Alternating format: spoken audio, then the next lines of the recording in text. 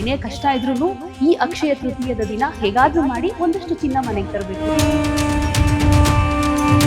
365 ದಿವಸ ಕೂಡ ವ್ಯಾಪಾರ ಆಗುತ್ತೆ.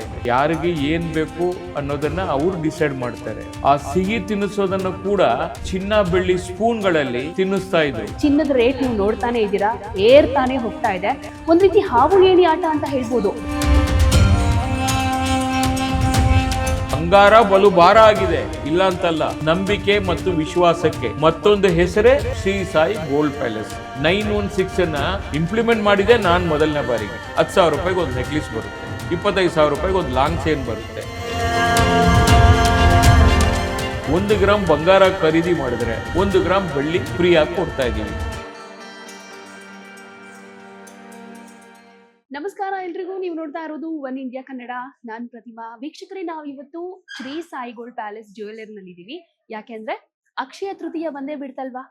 ಅಕ್ಷಯ ತೃತೀಯ ಅಂದ ತಕ್ಷಣ ಎಲ್ಲರೂ ಏನ್ ಯೋಚನೆ ಮಾಡ್ತಾರೆ ಹೇಳಿ? ಏನೇ ಕಷ್ಟ ಇದ್ರೂ ಈ ಅಕ್ಷಯ ತೃತೀಯದ ದಿನ ಹೇಗಾದ್ರೂ ಮಾಡಿ ಒಂದಷ್ಟು ಚಿನ್ನ ಮನೆಗೆ ತರಬೇಕು, ಆಭರಣ ಖರೀದಿ ಮಾಡಬೇಕು ಅಂತ. ಯಾಕಂದ್ರೆ ಈ ಅಕ್ಷಯ ತೃತೀಯದ ದಿನ ಏನಿದೆ ಇದನ್ನ ಶುಭ ದಿನ ಅಂತ ಹೇಳ್ತಾರೆ. ಮನೆಗೆ ಏನಾದ್ರು ತಗೊಂಡ್ ಬಂದ್ರೆ ಅದು 1 to double ಆಗುತ್ತೆ, ಸಂಪತ್ತು ವೃದ್ಧಿ ಆಗುತ್ತೆ ಅನ್ನುವಂತ ನಂಬಿಕೆ ಇದೆ. ಹಾಗೇನೆ ಚಿನ್ನ ಅಂದ್ರೆ ಲಕ್ಷ್ಮಿ ಅಂತ.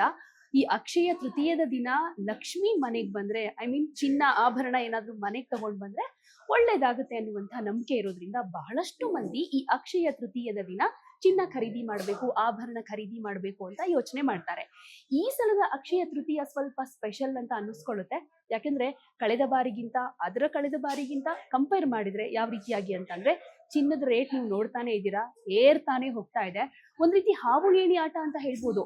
ಅಂದ್ರೆ ಇಲ್ಲಿ ಇಳಿಕೆ ಪ್ರಮಾಣ ಏನ್ ಅಷ್ಟೊಂದು ಇರೋದಿಲ್ಲ, ಆದ್ರೆ ಏರ್ತಾ ಹೋಗೋದೇ ಜಾಸ್ತಿ. ಹೀಗಾಗಿ ಹೇಗಪ್ಪ ಚಿನ್ನ ಖರೀದಿ ಮಾಡೋದು ಅಂತ ಯೋಚನೆ ಮಾಡ್ತಾ ಇರ್ತಾರೆ. ಹಾಗೇನೆ ಈಗಂತೂ ಜಾಗತಿಕ ಮಾರುಕಟ್ಟೆಯಲ್ಲಿ ಯಾವ ರೀತಿ ಪರಿಸ್ಥಿತಿ ಇದೆ, ಅದರಲ್ಲೂ ಚಿನ್ನದ ಮಾರುಕಟ್ಟೆಯಲ್ಲಿ ಹೇಗಿದೆ, ಇದೆಲ್ಲವೂ ದಿನದಿಂದ ದಿನಕ್ಕೆ ಒಂದಷ್ಟು ಚೇಂಜಸ್ ಆಗ್ತಾ ಇರೋದ್ರಿಂದ ಇದ್ರ ಬಗ್ಗೆನೆ ಸಾಕಷ್ಟು ಇನ್ಫಾರ್ಮೇಶನ್ ಅನ್ನ ನಾವಿವತ್ತು ನಿಮ್ಗೆ ಕೊಡ್ತಾ ಇದೀವಿ. ಸೊ ಮಿಸ್ ಮಾಡದೆ ಕೊನೆ ತನಕ ಈ ವಿಡಿಯೋ ನೋಡಿ. ಚಿನ್ನ ಬೆಳ್ಳಿ ಅಂಗಡಿ ಮಾಲೀಕರಾಗಿರುವಂತಹ JDS MLC ಕೂಡ ಆಗಿರುವಂತಹ ಡಾಕ್ಟರ್ ಟಿ ಎ ಶರವಣ ಅವರು ನಮ್ಮ ಜೊತೆ ಇದ್ದಾರೆ. ಸೊ ಈ ಮಾರ್ಕೆಟ್ ನಲ್ಲಿ ಆಗ್ತಾ ಇರುವಂತಹ ಬೆಳವಣಿಗೆ, ಬದಲಾವಣೆ ಜೊತೆಗೆ ಅಕ್ಷಯ ತೃತೀಯ ಸ್ಪೆಷಲ್ ಅಂತ ಇವರ ಅಂಗಡಿಯಲ್ಲಿ ಏನಾದರೂ ವಿಶೇಷವಾದ ಡಿಸ್ಕೌಂಟ್ ಇದೆಯಾ, ಆಫರ್ ಇದೆಯಾ ಗ್ರಾಹಕರಿಗಾಗಿ, ಇದೆಲ್ಲದ್ರ ಬಗ್ಗೆ ಅವರನ್ನ ಮಾತಾಡ್ಸೋಣ. ಸರ್ ನಮಸ್ತೆ, ಹೇಗಿದ್ದೀರಾ?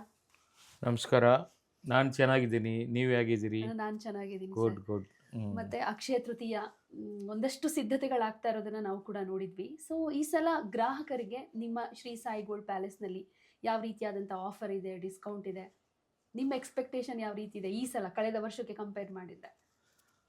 ಪ್ರತಿ ವರ್ಷ ಅಂತ ಈ ವರ್ಷ ಕೂಡ ನಮ್ಮ ಹಿಂದೂ ಸನಾತನ ಧರ್ಮದಲ್ಲಿ ನಾವು ಯಾವೆಲ್ಲ ಹಬ್ಬಗಳನ್ನು ಆಚರಣೆ ಮಾಡ್ತೀವೋ ಅದೇ ರೀತಿ ಅಕ್ಷಯ ತೃತೀಯ ಕೂಡ ಒಂದು ವಿಶೇಷವಾದ ಹಬ್ಬ ಅಂತ ಹೇಳಲಿಕ್ಕೆ ನಾನು ಬಯಸ್ತಾ ಇದ್ದೀನಿ. ಜೊತೆಗೆ ಈ ಬಾರಿ ಅಕ್ಷಯ ತೃತೀಯಗೆ 19ನೇ ತಾರೀಕು ಭಾನುವಾರ ಬೆಳಿಗ್ಗೆ 10 ಗಂಟೆಗೆ ಪ್ರಾರಂಭ ಆಗ್ತಾ ಇರತಕ್ಕಂಥದ್ದು. ಮತ್ತು 20ನೇ ತಾರೀಕು ಕೂಡ ಆ ಒಂದು ಅಕ್ಷಯ ತೃತೀಯಗೆ ಕಂಟಿನ್ಯೂ ಆಗ್ತಾ ಇದೆ. ರೋಹಿಣಿ ನಕ್ಷತ್ರದಲ್ಲಿ ಬಂದಿರತಕ್ಕಂಥದ್ದು ಭಾಳ ವಿಶೇಷವಾದದ್ದು ಅಂತ ಹೇಳಿ ನಾನು ಕೇಳ್ಪಟ್ಟೆ. ಮತ್ತು ಪೌರಾಣಿಕ ಹಿನ್ನೆಲೆಯಲ್ಲಿ ಬಹಳಷ್ಟು ವೈಶಿಷ್ಟ್ಯವಾಗಿ ವಿಶೇಷವಾಗಿ ಸಾಕಷ್ಟು ಈ ಘಟನೆಗಳನ್ನು ನಾವು ಓದಿದ್ದೀವಿ, ತಿಳ್ಕೊಂಡಿದ್ದೀವಿ. ಕುಬೇರ ಆಗಿರತಕ್ಕಂಥದ್ದು, ಪರಶುರಾಮನ ಜಯಂತಿ ಆಗಿರತಕ್ಕಂಥದ್ದು, ಈ ಥರ ಅನೇಕ ವಿಶೇಷ ದಿನಗಳಿಗೆ ಇದು ಒಂದು ಸಾಕ್ಷಿ ಅಂತ ಹೇಳ್ಬೋದು. ಯಾಕಂದರೆ ಭಾಳ ಜನ ಏನು ತಿಳ್ಕೊಂಬಿಡ್ತಾರೆ, ಅಕ್ಷಯ ತೃತೀಯ ಅಂದ ತಕ್ಷಣ ಏನೋ ಜ್ಯುವೆಲ್ರಿ ಮಾಲೀಕರೆಲ್ಲ ಕೂಡ ಅವರು ವ್ಯಾಪಾರ ಮಾಡಲಿಕ್ಕೋಸ್ಕರ ಅವರು ಈ ಥರ ಒಂದು ವ್ಯವಸ್ಥೆಯನ್ನು ಬಿಸ್ನೆಸ್ಸು ಟ್ರಿಕ್ಸ್ ಅಂತ ಹೇಳಿ ತಿಳ್ಕೊಂಡಿದ್ದಾರೆ. ಬಹುಶಃ ನಾನು ಎಲ್ಲರಿಗೂ ಒಂದು ಹೇಳಲಿಕ್ಕೆ ಬಯಸ್ತಾ ಇದ್ದೀನಿ, 365 ದಿವಸ ಕೂಡ ವ್ಯಾಪಾರ ಆಗುತ್ತೆ. ಯಾರಿಗೆ ಏನು ಬೇಕು ಅನ್ನೋದನ್ನು ಅವರು ಡಿಸೈಡ್ ಮಾಡ್ತಾರೆ. ನಾವು ಏನೇ ಆಗಲಿ ರೆಡಿ ಮಾಡಿ ಇಡೋದು ನಮ್ಮ ಡ್ಯೂಟಿ. ಯಾರಿಗೆ ಏನು ಅವಶ್ಯಕತೆ ಇದೆಯೋ ಅದನ್ನೇ ತಾನೇ ಖರೀದಿ ಮಾಡ್ತಾರೆ. ಇದು ಚಿನ್ನ ಬೆಳ್ಳಿ ಅಂದರೆ ಹಳದಿ ಲೋಹ ಅಂತ ಕರಿತೀವಿ. ಸಂಪತ್ತಿನ ಅತಿದೇವತೆ ಬಂಗಾರ ಅಂದ ತಕ್ಷಣವೇ ಅದಕ್ಕೆ ಒಂದು ಲಕ್ಷ್ಮಿಗೂ ಬಂಗಾರಕ್ಕೂ ಅವಿನಾಭಾವ ಸಂಬಂಧ ಇರತಕ್ಕಂಥದ್ದು. ಈ ಲಕ್ಷ್ಮಿಯ ಸ್ವರೂಪನೇ ಬಂಗಾರ. ಹಿಂದಿನ ಕಾಲದಲ್ಲಿ ನನಗೆ ಗೊತ್ತಿರೋ ಮಟ್ಟಕ್ಕೆ ಒಂದು ಮಗು ಜನಿಸಿದಾಗ ಆ ಒಂದು ಮಗು ಜನಿಸಿದಾಗ ಮೊದಲನೇದಾಗಿ ಸಿಹಿ ತಿನ್ನಿಸ್ತಾರೆ. ಆ ಸಿಹಿ ತಿನ್ನಿಸೋದನ್ನು ಕೂಡ ಚಿನ್ನ ಬೆಳ್ಳಿ ಸ್ಪೂನ್ಗಳಲ್ಲಿ ತಿನ್ನಿಸ್ತಾ ಇದ್ರು.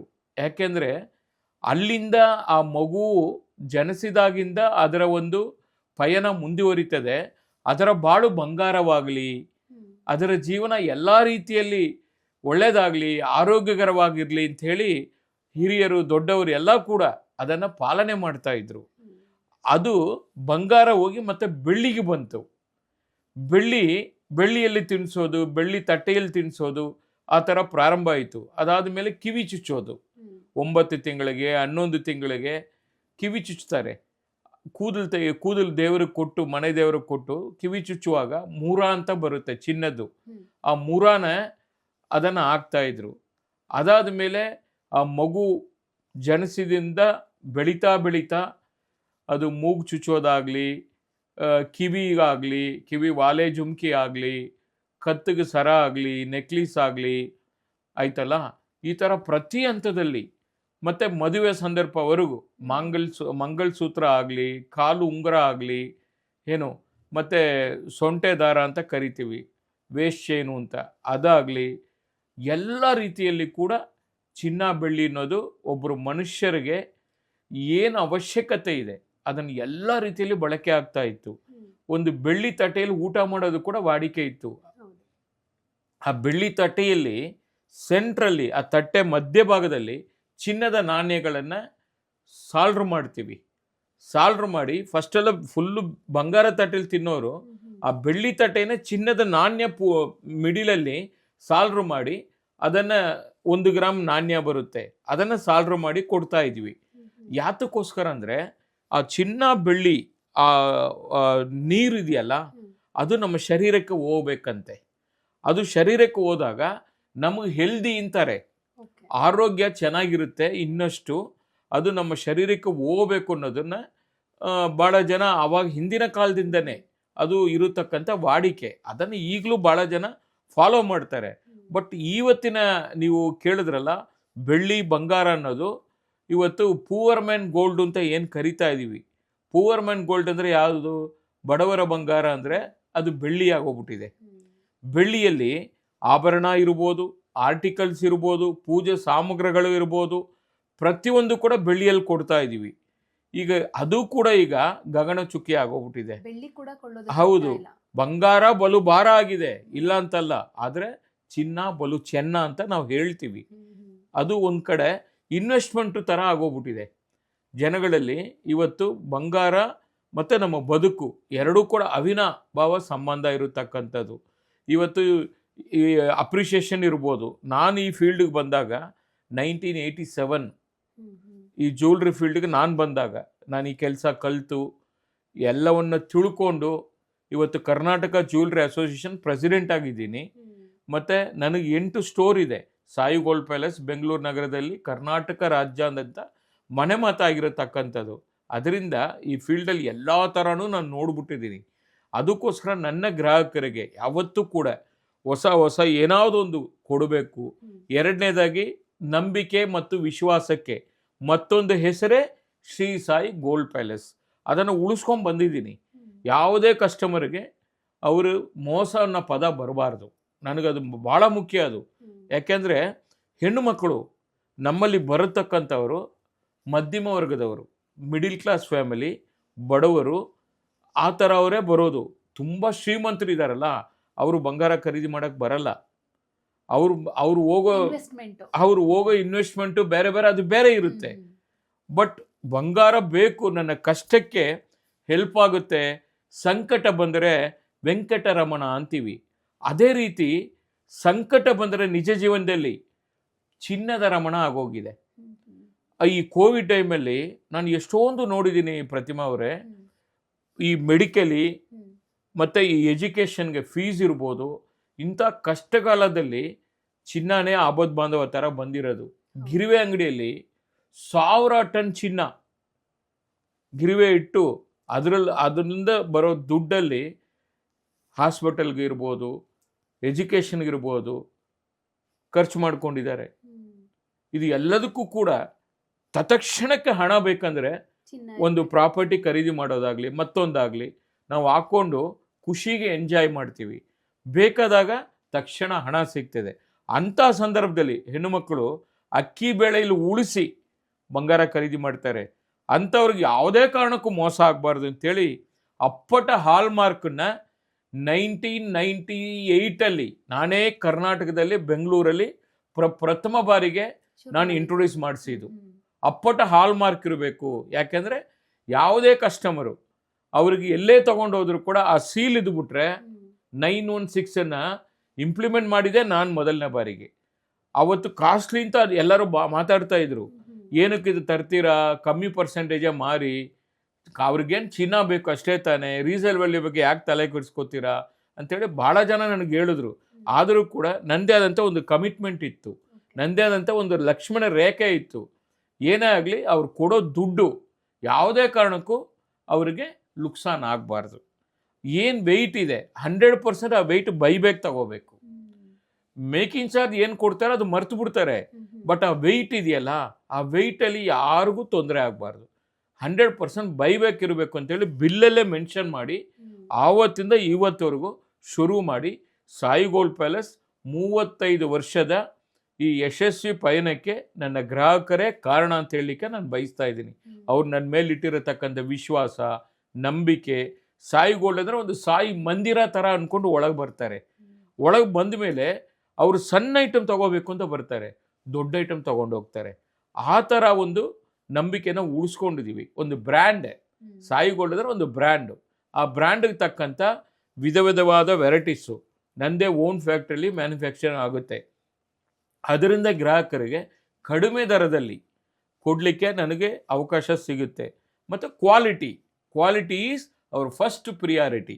ಅದು ಎಲ್ಲಿ ಕೂಡ ಕಾಂಪ್ರಮೈಸ್ ಆಗಲ್ಲ. ಫಿನಿಷಿಂಗಲ್ಲಾಗಲಿ, ವರ್ಕ್ಮನ್ಶಿಪ್ಪಲ್ಲಾಗಲಿ, ಎಲ್ಲ ಥರನೂ ನನ್ನ ಕಸ್ಟಮರ್ಗೆ ಏನು ಬೇಕು ಅನ್ನೋದನ್ನು ನಾನು ಅರ್ಥಕೊಂಡಿದ್ದೀನಿ. ಅದಕ್ಕೆ ತಕ್ಕಂಥ ನಾನು ರೆಡಿ ಮಾಡಿ ದಿನನಿತ್ಯ ಹೊಸದು ಏನು ಬರುತ್ತೆ, ಏನು ಮಾಡ್ಬೋದು.